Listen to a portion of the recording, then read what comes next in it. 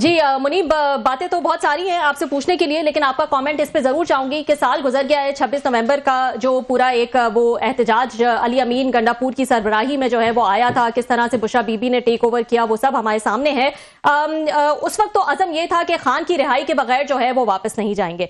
आज एक साल बाद कुछ जो चीजें हैं वो बिल्कुल ही पलटती हुई नजर आ रही हैं। निजाम ने खुद को इतना मजबूत कर लिया है, कहीं पीटीआई जो है वो इतनी कमजोर पड़ गई है कि एहतजाज तो दूर का ख्वाब है, अब बात जो है वो मुलाकात के भी जो है वो लाले पड़ गए। जी हाँ, ये पहले हमें लगता था कि ये सब कुछ शायद एक अलिफ लैला की कहानी है, या हुकूमत या जो मुक्तदरा है पाकिस्तान की या ताकतवर लोग सिर्फ ये उनकी खाम ख्याली है। लेकिन एक अजीब तारीख हम बनते हुए देख रहे हैं कि एक साल के अंदर मुतअद्दिद दफा कोशिशें, कभी फाइनल कॉल, कभी इस्लामाबाद पर चढ़ाई, बहुत सी अटेम्प्ट हुई, लेकिन मामला रिहाई तो दूर की बात, अब तो मुलाकात का सिलसिला भी रुका हुआ है। और उम्मीद तो करते हैं हम कि मुलाकात हो जाए, क्योंकि ये उनका बुनियादी हक है, उनकी फैमिली और उनके वकला उनसे मिले। आफरीदी साहब का तो मसला अभी तक है, लेकिन शायद फैमिली और वकला की मुलाकात अगले मंगल को हो जाए। ये आज बैरिस्टर वकील मलिक साहब ने हमारे प्रोग्राम में कहा कि ये मुमकिन है कि उनकी मुलाकात हो जाए अगले मंगल को, लेकिन वो भी सिक्योरिटी सिचुएशन को देखते हुए। अब देखिए, बात सिक्योरिटी की होती है तो वो असल इशू तो और मामलात का भी है, लेकिन आफरीदी साहब के लिए तो नो है इस वक्त तक, और कोई रास्ता दूर दूर तक हमें नजर नहीं आ रहा जिसमें सुहेल आफरीदी साहब के साथ कोई मामलात दुरुस्त हो, या कम से कम इस बहस तक तो, इस जगह तक तो पहुंचे कि वो खान साहब से मुलाकात कर सके। तो ये एक अब क्योंकि जब मुलाकात की बात होती है तो एक कंपैरिजन जो है वो ड्रॉ होना शुरू हो जाता है कि अली अमीन किस तरह के सीएम थे, सुहेल आफरीदी साहब जो है वो अब क्या उनके शूज फिल कर पाएंगे, क्योंकि जो भी शिकायत हो अली अमीन से वो एक क्राउड जो है वो इकट्ठा कर लेते थे, एहतजाज को जो है वो लीड करते थे, बड़े जोशो खरोश से जो है वो उन चीजों को लीड करते थे। फिर ऐसे बहुत सारी चीजें हैं जिसमें उन्होंने कोशिश भी की कि खान साहब के मामलात जो हैं वो हल हो जाए। सुहेल आफरीदी को अब तक जो है वो आप कैसा देख रहे हैं? सिर्फ बयानात की हद तक ही देख रहे हैं या कुछ उनसे भी जो है वो कुछ डिलीवर भी कर पाएंगे? रबिया का पूछने का मकसद है, तेरी याद ही तेरे जाने के बाद तो अली अमीन गंडापुर की याद आ रही है। मैं जस्ट अगर चिप इन करूं थोड़ा सा। जी, मैं ये बात दुरुस्त है जनाब क्लासन साहब, इसलिए क्योंकि देखिए गंडापुर साहब एक, जिसे हम कहते हैं ना, चलता पुर्जा थे। वो he was not new to the system. बिल्कुल, इस बात को समझने की जरूरत है कि वो पहले भी कश्मीर अमूर के वजीर रहे। सारी बात है, जब आप कश्मीर अमूर के वजीर रहते हैं, आप किसी से मुलाकात, किसी से न्याजबंदी, किसी से मामलात, सिस्टम के अंदर आपके कुछ लोग हमदर्द भी बन जाते हैं, कुछ के साथ आपका ताल्लुक भी छोटा मोटा बन जाता है। फिर गंडापुर साहब का ये था कि वो जहाँ एक सख्त बात करते थे वहीं जाकर फिर सॉरी भी करते थे, वहां जाके मामला दुरुस्त करने की बात भी करते थे, तो हालात मुख्तलिफ हो जाते थे। गंडापुर साहब के वो अलग बात है, एंड में आके उनके भी मामलात प्रॉब्लम में पड़ गए वो। लेकिन गंडापुर साहब का तो लिएजॉन कम से कम मोहसिन नकवी साहब की हद तक तो था कि वो उनसे राब्ते में रहते थे, इस्लामाबाद आने के वक्त भी वो उनसे राब्ते में होते थे। यहाँ आफरीदी साहब का मसला ये है कि ना उनसे कोई बात कर रहा है, ना उनसे कोई मिल रहा है, बल्कि उनके लिए तो जीरो स्पेस है, कोई गुफ्तगू है ही नहीं। जब ऐसा ना हो तो फिर क्या रिजल्ट निकलेगा? फिर तो एक जमूर का शिकार होगी हर चीज, और वो जमूर इस वक्त आज की हुकूमत को बहुत सूट करता है और वो इसको थॉरली इंजॉय भी करेंगे। लेकिन पाकिस्तान तहरीक इंसाफ के लिए तो वो ऐसा जमूर जहर कातिल है।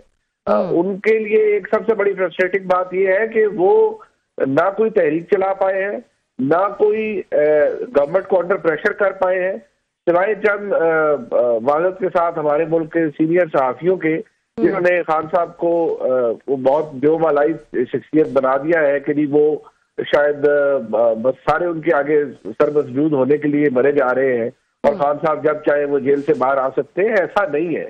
अगर ऐसा होता तो 3 सालों के अंदर बहुत कुछ बदल चुका होता। जहाँ खान साहब के लिए ना पहले दिन कोई ऑप्शन थी जेल से निकलने की, ना आज है।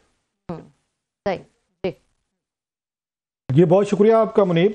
अच्छा, इसमें अब ये ऐसा क्या कर बैठे हैं सुहेल आफरीदी साहब? उन्होंने हालांकि सहाफियों से मुलाकातें की 2-3 दिन इधर, तो लग रहा था कि उन्होंने अपनी गलतियां भी मानी, कुछ चीज़ें भी मानी, लेकिन साथ में साथ अपना बयानिया भी रखा। मुझे लग रहा था वो सोशल मीडिया के हाथों खुद को मजबूर फील करते हैं कि सोशल मीडिया की वजह से भी ज़्यादा कुछ गलतियां हुई हैं या चीज़ें बढ़ा चढ़ा के बयान कर दी गई हैं, लेकिन वो ये ना करते जो कुछ उन्होंने बयानात दिए या आते ही जो उन्होंने फेयर वर्क शुरू किया। तो खान साहब की तो क्वालिफिकेशन ही यही है कि बंदा जो है आते ही मुंह से आग के गोले निकाले और वो आके हर शय को ये भस्म करके रख दे।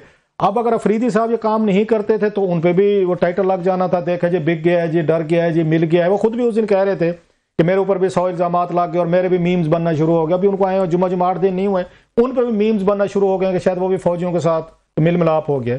तो अफरीदी साहब क्या करें, एक साइड पे वो कहते हैं खाई है, दूसरी साइड पे समंदर है, उधर एस्टेब्लिशमेंट है, इधर खान साहब हैं, वो बेचारे तो दरमियान में सैंडविच होकर रह गए सब। मतलब आप उनकी जगह होते क्या करते, क्या एडवाइस करते उनको?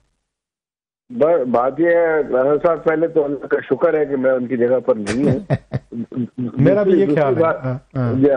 मैं अल्लाह का बहुत शुक्र अदा करता हूँ। दूसरी बात ये है कि वो हम सुनते थे ना, जर्मन भी डाटा थे, जापान भी डाटा, वो वाला काम है। अच्छा। तो वो अब ये आपकी दोस्त आपने तो इसका तज्जिया किया है कि वो कहते हैं ना, caught between the devil and the deep blue C.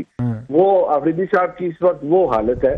Problem ये है कि जो पीटीआई का जो वर्कर वोटर सपोर्टर है सोशल मीडिया, वो बड़ा हॉस्टाइल है। वो कहते हैं अफरीदी साहब आए झंडा लहराते हुए, तलवार लहराते हुए और इस्लामाबाद की को बाकायदा तौर पर वहां आके कब्जा करने और कंकर करने, जबकि हकीकत में ऐसा है कि अफरीदी साहब is just another chief minister with zero connection in Islamabad Pindi. समझे ना इस बात को क्लास साहब, ये आप मुझसे बेहतर जानते हैं कि गन्नापुर साहब का बहुत उनका बीच में इन रोड्स थे और कुछ उन्होंने बनाए भी। यहाँ जो अफरीदी साहब हैं वो तो खैबर पख्तूनख्वा से निकल के जो ये हमारी हुकूमत है वफाक के अंदर, ये तो उन्हें ट्रीट करते हैं एज ए इज नोबडी। और मुक्तदरा को तो फिर आप छोड़ ही देना। तो अभी तक तो कोई आइस ब्रेकिंग नहीं हुई। अल्लाह करे कोई ये, क्योंकि सियासी मामलात में तनाव अच्छा नहीं होता और किसी भी सियासी जमात की। मैं ये पूछना चाह रहा था क्या करें अफरीदी साहब, ऐसा क्या करें कि जनाब के एस्टेब्लिशमेंट का दिल राम हो जाए, नरम पड़ जाए और जाके खान साहब का वो शुक्रिया तो अदा कर सके। अभी तक तो पर्सनली तौर पर शुक्रिया भी नहीं अदा कर सके कि खान साहब आपकी मुझ पर नजर करम पड़ी और मुझे आपने वजीर है। इतना तो मेरा ख्याल राइट बनता है उनका अफरीदी साहब का, इतना तो इसमें तो कोई ऐसी कोई बात नहीं थी।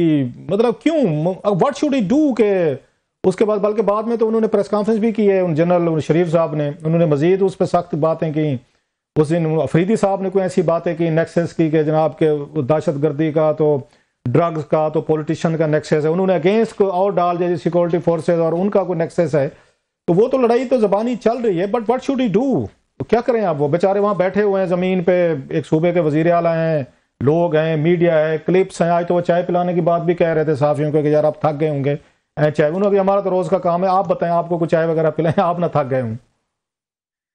बात यह अफरीदी साहब साहब के ये कोई जो अभी हो रहा है, ये मेरे आपके लिए, हम सब के लिए कोई अनहोनी नहीं है, कोई सेलिब्रेटरी मोमेंट तो है नहीं, बस किस्मत मोमेंट ही मैं कहूंगा इसे। ये कोई सेलिब्रेट करने वाली चीज तो नहीं है। लेकिन मैं आपका तजर्बा और इल्म मुझसे ज्यादा है, मेरे लिए तो ये एक नई तारीख है पाकिस्तान की जो आजकल रकम हो रही है। हमने टर्न अराउंड देखा है, हमने देखा है लड़ाई होते हैं, मामला खराब होते हैं और मामला फिर दुरुस्त होना शुरू हो जाते हैं। यहाँ एक ऐसा मामला है जहाँ कोई टर्न अराउंड नहीं हो रहा सिरे से। और ये जो अफरीदी साहब वाला मामला है जिसमें आप कह रहे हैं वो क्या करें, देखिए मुझे लगता है कि पाकिस्तान तहरीक इंसाफ को वो कहते हैं ना, आंखें बंद करके अनकंडीशनल तस्फिया शायद ऑफर करना चाहिए और अफरीदी साहब को बहसियत वज़ीर आला वो करना चाहिए जो उनका काम है, यानी गवर्नेंस बेहतर करें, लॉ एंड ऑर्डर बेहतर करें, अपना काम करें, तो शायद उनके लिए मामलात आसान होंगे।